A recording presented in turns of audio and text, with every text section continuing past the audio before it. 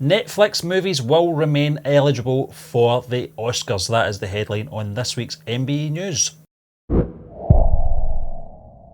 And this comes in from Empire Online. John, what do you make of this? Because obviously we've been tracking this for a few months now in regards to Steven Spielberg's side of the story. Now we're getting to see the end result.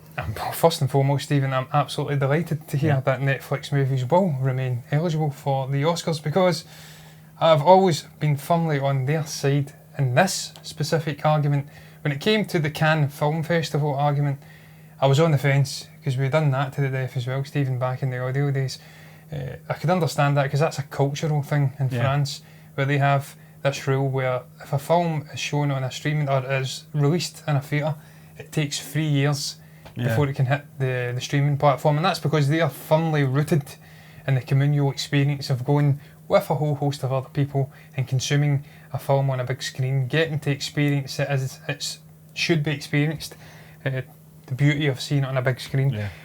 In this case though, I felt like this was sour grapes from Steven Spielberg, because it's been a while since I think he was nominated in terms of Best Picture or Best Director. I can't actually recall the previous one. It may have been Bridge of Spies, the Tom Hanks one, which was a good film. He's a great director. I'm not putting Steven Spielberg down, not that he gives a shit about me. I'm a non-entity. Spielberg, he doesn't care about me. But the guy is one of the all-time greats, Stephen. But I felt it was sour grapes. This is a guy that came from nowhere, essentially, in the 70s. I don't think he was interconnected to the Hollywood gang. He was one of these newcomers of filmmaking with the likes of George Lucas and whatnot. Got his start in independent films and then became this big influencing figure in Hollywood who could have the power to make changes. And now he's wanting to come in and close the door in Netflix's faces, because he feels that their films are TV movies which should be eligible for Emmys, not Oscars. Well, Stephen, I'm glad, not you, Spielberg, talking to him, he can't hear me, but I'm glad the door has been slammed in your face by obviously the Academy. They have sided with Netflix, and what they've said, Stephen, essentially is that, and I shall try and find the quote and try and read it: a film must have a minimum 7-day theatrical run in a Los Angeles County commercial theatre, with at least 3 screenings per day for paid admission. Motion pictures released in a non-theatrical media on or after the first day of their Los Angeles County theatrical qualifying run remain eligible. They've then went on to say, I don't know if this is... no, this is actually... I don't know who says that they want people to find entertainment in any form, but I don't think it's the Academy. Essentially, Stephen, it's remaining the way it was. They had to have a week-long run as a minimum in a theatrical sort of a commercial theatre to be eligible for the Oscars. They've knocked him back. They went to plead his case and have told him to get lost, essentially. So Netflix films are still eligible for the Oscars. I'm very, very much happy. I'm gibbering on. I've been speaking for about 3 minutes or something. John, I'll let you in. No, listen, one of the best things that's going to come out of this is obviously the Martin Scorsese, The Irishman film, is going to be lightly a contender now for an Academy award for next year. Steven Spielberg as well is now involved in another streaming platform, which kind of adds weight to their decision on this, I think, because you can't have your cake and eat it, Stephen. If you're very passionate about it being the traditional way films are distributed, made and obviously distributed, then fair enough. That's your argument. That's your opinion. But if you're, is it Apple? Is it Apple? Yeah, streaming service. Apple Plus. Yeah, Apple Plus. I think it reeks of hypocrisy to me. But listen, we've talked about this in depth, John, in previous audio shows as well. In regards to the quality of production from the likes of... It's getting better and better all the time. Yeah, certainly is. I know a lot of people think, that Netflix original series are a lot better than their original movie releases. And I would probably say they are, but you can't ignore... what was the film it was up for? Alfonso Cuarón's Roma. Roma, really did very, very well in the previous awards season. And that's just added weight to the argument, that you can make a good quality film, a good production, Stephen, through these streaming services. I can understand his argument. there should be greater transparency with Netflix. If they want to come in and do a minimal release to become eligible for the Oscars, they should, I feel, perhaps be releasing box office numbers and whatnot. Yeah. I don't quite agree with that side of things. They're essentially getting their cake and eat it. They're putting it into a theatre, they're retaining all of the profits, and they're not sharing the box office and commercial information, whereas all the other competitors are.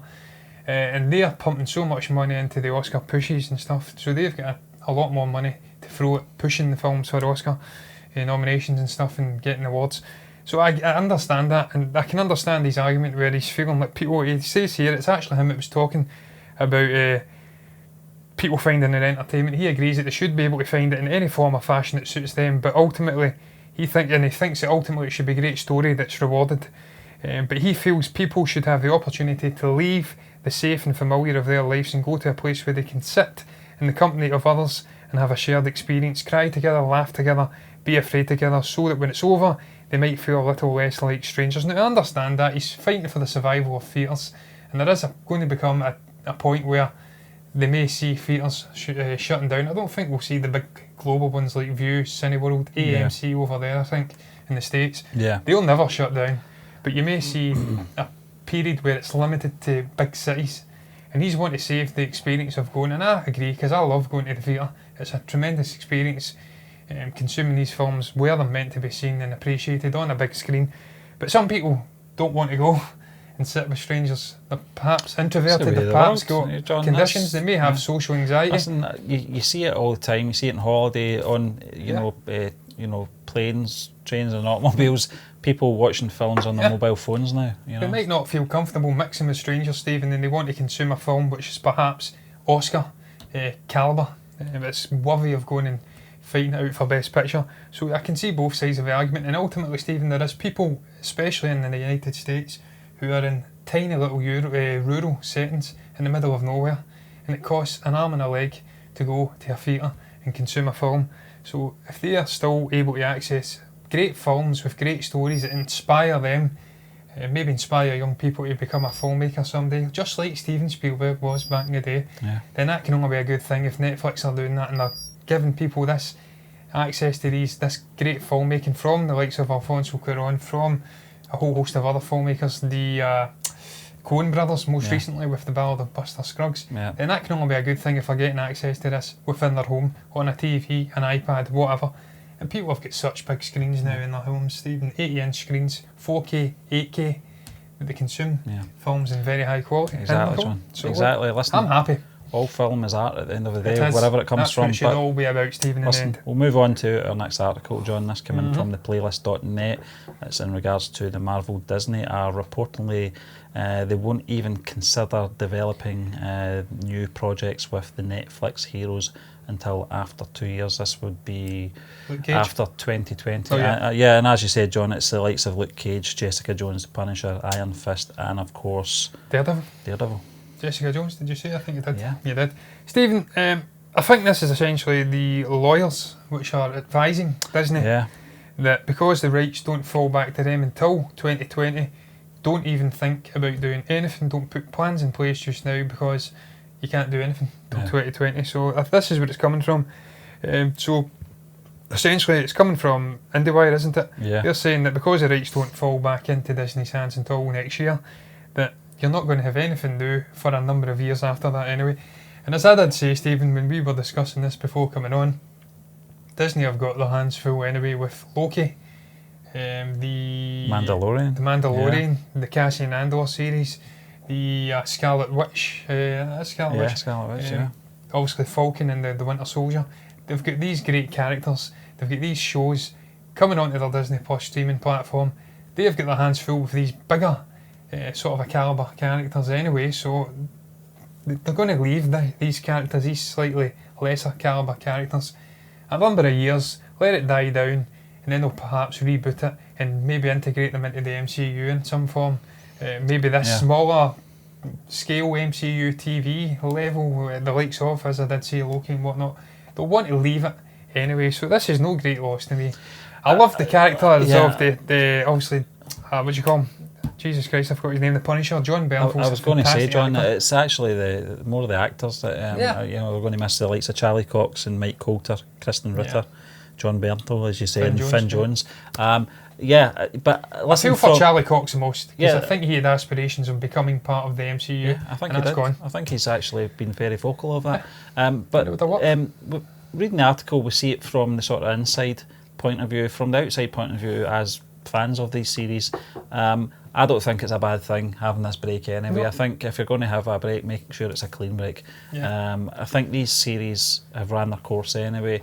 Daredevil, out with Daredevil, I think the other ones had their flaws, to be honest with you. Jessica Jones, to a point, was very good. The first season, really saved by David Tennant. Yeah, Luke Cage, first season was Killmonger.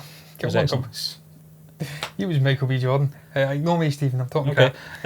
Listen, and they have run their course. Iron Fist just didn't really do it for me at all. The Defenders was sort of a reprise of that character because he was, with the likes of Daredevil, etc. But I think overall, I think the sort of fallout of this is, I do feel sorry for the actors because, as you said, Charlie Cox was very vocal. I think he felt that Daredevil as a character warranted a big screen presence. I kind of disagree with that. I don't think the character is good enough to be in amongst the likes of Thor, Captain America, Captain Marvel. I think they could have made it work. I think we've got to. Well, the thing is, John, and this is just my opinion, I think they were pushing it at that point with the likes of Hawkeye and Black Widow. Those characters developed, to be fair. Those characters moved on. We got to really know them and love them. But when they first came in, they were just like assassins. Yeah. I was going to say that, Stephen. Look at the treatment of Black Widow. Yeah. Scarlett Johansson. So I think not got her own film. So I think if they were going to do Daredevil, it should have been probably when they were introduced, and we could have got that character development. Him coming into this now, we're at a cosmic stage in the MCU. It's a far bigger picture now. We don't really want to see sort of ground level superheroes enter the fray because I don't think they would fit. No, Stephen, I think we're getting to the stage now where I think it's Galactus and stuff like that. We're going to see guys like that coming in, these almighty figures who are on, if not above, the level of the likes of Thanos. They are going to start coming into the fray in this next phase. As you did say, James Gunn's back, hopefully permanently involved with Disney. He's been reinstated, so he's going to take over the cosmic side and develop that out. We've got the likes of Captain Marvel, these big, incredibly powerful characters. It could have worked back in the day. They may have been able to introduce him as a sort of a Hawkeye figure, perhaps even more than Hawkeye, a periphery figure who... A blind man. Called Hawkeye. Yeah, he just made up the numbers in an Avengers Assemble sort of a thing. It could have worked back then. It's too late now though, Stephen. I feel for Charlie Cox, because out with the other characters, I mean, I love the Punisher. It's a fantastic character. The series is amazing, really dark and different. He wouldn't have fitted in the MCU. No. Luke Cage wouldn't have fitted in the MCU. Jessica Jones, Iron Fist wouldn't have fitted. If there was to be one character who would have and could have made the jump, it would have perhaps been Daredevil, but it's not to be.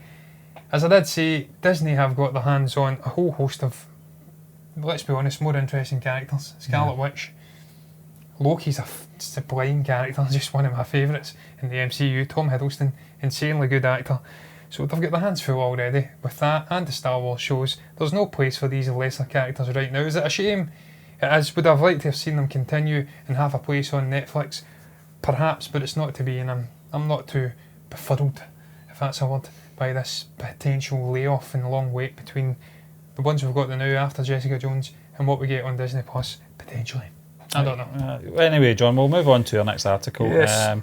This is A World Where the Beatles Never Existed inspires a new Danny Boyle film. This is obviously it's referring to the 1990s BBC sitcom Goodnight Sweetheart, starring Nicholas Lyndhurst, as we know as Rodney Trotter. Rodney Trotter. Yes. There's elements in this article, John, in regards to some of the things that happened in this television series back then.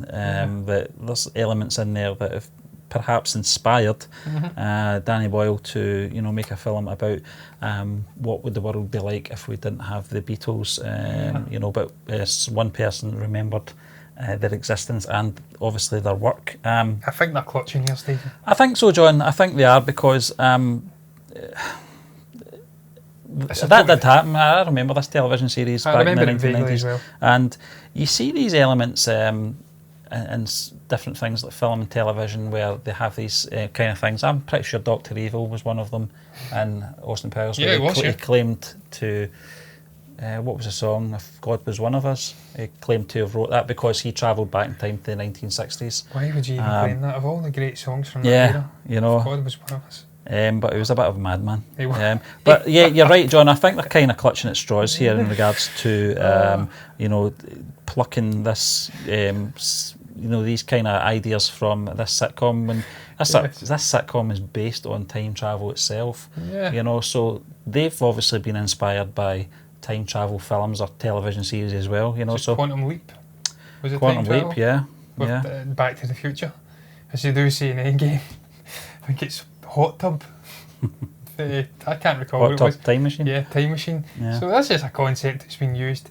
Time, again, Stephen, we've seen it with the Time Machine and whatnot. Obviously there is that thread of connection where the Nick Lyndhurst character goes back and plays Beatles songs on the piano in the 1940s, so that is the thread of connection. But I feel like they're clutching tremendously here. It's John, I interesting... think we're kind of clutching as well for articles this week. As you know, the Endgame is dominating. Yeah, it is. So this is really the angle we're really going in here as we want to talk about the film yesterday. We did do a trailer reaction for this a few months ago. Precisely, Stephen. It was a fantastic... it looks really good. Yeah, it's just so light-hearted and humorous. We're big Beatles fans as well, so I really want to see how this plays out. We might get cameos from Paul and Ringo as well. I think we will. We've seen it in that trailer. Yeah, well, we saw their feet. Yeah, bare feet. You know, so and that would be great. Yeah, and it's one of those things, you know, that you know, if you want to fantasize about things like that, you know, if you could travel back in time, or in this case, you know, some kind of... I certainly wouldn't touch the Beatles songs in fear of disrupting the timeline. Well, that as well, you know, because you'd be killing off all these other bands that came after them as well, You'd you know. completely destroy popular music. Yeah. They've got such a long-lasting impact on popular culture in the Western society. I would be terrified to even utter a lyric or even a name from the Beatles. I wouldn't do it. I know they say in Endgame that that's not how time travel works. That's not how the Force works. You touch something in that timeline, it doesn't destroy the timeline from the future. It destroys that timeline, or it alters it. As Tilda Swinton did explain. Tilda Swinton, alters it. But it's not how time travel works. So you could essentially go back and do it. But look, this isn't what's happening here, Stephen, anyway. It's not time travel in a sense. It's something that happens and disrupts. Cosmic, Yeah, it disrupts his world, his universe, and nobody remembers the Beatles. It's not even time travel, so once again, they're really clutching. But look, I digress, you're right, Stephen, it's just an excuse to talk about this great film, and it's a great concept from Peter Boyle. I'm glad to see that he's disconnected himself from Bond 25. I'm not a great Bond fan by any means, and I think Daniel Craig's been a very underwhelming Bond in general. He's had some great screenplays and stories to work with, and he's really not done them any credit whatsoever. I feel like there's been better Bonds in the past who have not had anywhere near that calibre of screenplay, so I'm glad that he's disconnected from that and he's doing this great little indie story involving this concept of the Beatles and collective amnesia. It looks very, very good. Himesh Patel, I think, the guy, he was in EastEnders. That's right. Sounds as though he's got a great singing voice. He looks like he's quite talented if he's not doing a monkey swing when he's kidding on his playing. If he can play the piano and the guitar, and by all accounts it looks like he can play the guitar at least, then he's the perfect man for the job in terms of portraying this guy out of time, or the only guy that's not got amnesia who can play all these Beatles songs, remembers them. It's an interesting concept. I like the fact that it's utilising figures from the now, popular figures in music, like Ed Sheeran, like James Corden and things like that. I think he even goes on a show at one point as well, like Jimmy Fallon or something, I can't recall. I think it's James Corden's. James Corden, that's James Corden, yeah. Jesus Christ, you just said it. So it's interesting the way they're utilising this and this rise in stardom and how it's impacting on his personal life. He's in a relationship with a girl at one point before they hit stardom, and it impacts on that and just the music. She thinks he's writing for her. We know that he's not. He's just utilising these songs for self-gain. So it's interesting to see how this is going to shape this guy. Is he going to become big-headed? I don't think he does, because at one point in the trailer he does say, look, looks as though he's getting ready to admit Yeah. that it's not him. And then we see, as you did say, the bare feet of I perhaps can't- Paul McCartney I can't and these wait- shoes I of can't Ringo. wait to hear his rendition of Hey Dude, though. Hey I'm Dude. really looking forward to Jesus that, John. Christ. But listen, is it next month this film comes out? It comes out, it premieres at the Tribeca next month. Film Festival early next month. I think it's the 4th of May. Yeah, May the so 4th be with you. But it'll come out very shortly in wide release after yeah, that. and I can't wait. Yeah, it looks can't like a great fun film, you know, and don't take it too seriously. You know, there's a lot of Beatles fanatics out there. We are part of that. Yeah. But there is ones that might not enjoy this. Yeah, they like that average white band, or perhaps the Kinks. I love the Kinks as well, but they like different things. And it's different strokes for different folks. Yeah, but listen, we'll Horses move on for courses. to our final article this week, John, that's coming in from The Guardian again. And this is in regards to Tarantino's Hateful Eight. They're asking the question, why has Tarantino turned the Hateful Eight into a Netflix miniseries? Now, I don't think we're getting this here in the UK, this miniseries. I've not picked this up. Might have to do a little search on this later on. But listen, this is in regards to basically the film, The Hateful Eight, from 2015. Yes. It was. Been broken into 4 parts.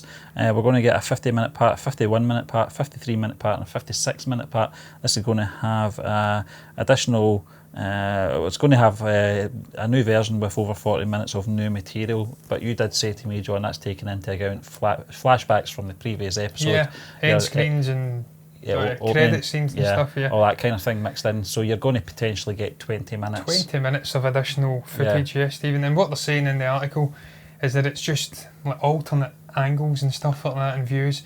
Apparently there is. I've still not seen this film, Stephen, incidentally. Yeah, I'm I feel surprised ashamed at that. Yeah, because I'm such a big Tarantino fan. And Kurt Russell. Yeah, Kurt Russell as well. I have, strangely, I've seen the first half hour to 45 minutes and then I stepped away because it was so slow burn. Now, I like a slow burn film, but it was really slow burn. I seen up to them all congregating in the wagon. Yeah. I believe it was in the snow.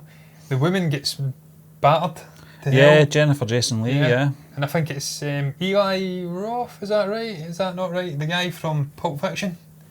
No, Tim Roth, yeah. Tim Roth. Yeah. He comes into it and you've got I think Samuel's character and whatnot. So there's a couple of people in. Then I kind of Channing Tatum in there as well, yeah. I stepped away, I think, before he came in, Stephen. Yeah. So I need to go back and watch this. And I'm very intrigued to see if this is going to make its way onto UK Netflix, because I'd maybe consume it this way. Yeah, one of the things, John, that I remember from when it was released, Tarantino was very adamant on the way this was going to get made. The production of this film was going to be very old-fashioned. 70mm. I think actually he might have got his hands on old lenses and stuff like that from a previous film, I think, a Charlton Heston film. Yeah. And it was a lot of widescreen shots you might have recalled in those opening scenes that you might have seen, John. Very traditional way of shooting. Yeah. And Well, I think it was filmed on 70mm, I think it might have been. 70mm, yeah. And it was, I think, before it got its wide release, it was on a kind of a roadshow setup, where it was broken up into different sort of intermissions and things like that. But we know that's what Tarantino's like, Stephen. He's a traditionalist. The guy doesn't buy into digital. He's got actual proper physical copies of films and stuff like that. Very traditional guy. And what I was going to say, John, was that, you know, I remember this was the sort of thing that they were talking about, Tarantino was talking about at the time. He wanted to really make it a more traditional sort of experience. Western, you know, a Western, It was cartoon, Stephen. Yeah, you know. The Heston film from 66. Right, okay. So I remember that, and you know, when it came out, and I thought, this is going to be epic. You know, I did a movie review for this. I can't remember exactly what I wrote, but it was very slow burn. Oh yeah, I recall, Stephen. He says it was very dialogue heavy. Dialogue heavy, as Tarantino films are. And also, the most ironic thing about all this is that from Tarantino's standpoint, when this film's release was, it was going to be traditional, you know, going back to the theatres, etc., experiences, and now it's getting broken down into a 4-part miniseries. For Netflix. For a streaming service. So there's a bit of irony there. Yeah, it's going right in the face of what he originally envisaged this to be. Look, if there's one positive, Stephen, as I did say for me, I've not seen it, so perhaps if it comes to the UK Netflix, then I may consume it in this TV show manner, and it breaks it up and maybe makes it easier to consume, because they do say it is a very long sort of a film and it's very slow burn, but in some ways that kind of hampers the experience of this particular film, because it is so slow burn. You may want to stick with it all the way through in one sitting, and get the payoff at the end. I Yeah. do recall seeing the Channing Tatum scene at the end where he's in the sort of a trap door and he sticks his head up and gets shot in the head. I can't recall what the bad blood was between him and the Samuel L. character, but I do believe involved his ghoulies or something, his testicles. There was something going on there. He'd done something to him and that was his payback. What they also say, Stephen, is that another potential benefit is the Ennio Morricone score. We're getting more of his score, and apparently the score was fantastic, so that's great to see. There is one additional sequence involving Damien Becher, I can't say the name, Becher, I don't know. Apparently he's plucking a chicken in an additional scene, and there is a sequence at the end of the film with a half-plucked chicken, and it's never explained, so this is them explaining it now, so that's cool. That's a nice little Easter egg. And Tarantino will have ultimately gave this his blessing, so... Big question is, though, John, before we just leave this show, is you've not seen the film? No. Are you going to watch the cinematic version, or are you going to watch the broken down miniseries, if you can get your hands on it, that is? Well, I think the cinematic version is on Netflix. Yeah. The miniseries isn't, so if I'm going to watch it right now, I'll probably consume the cinematic version. Okay. Yeah. Right, well, listen, that just brings us to the end of this week's MBE News. We'd just like to thank you once again for joining us, and we will be back again tomorrow with the blog rundown.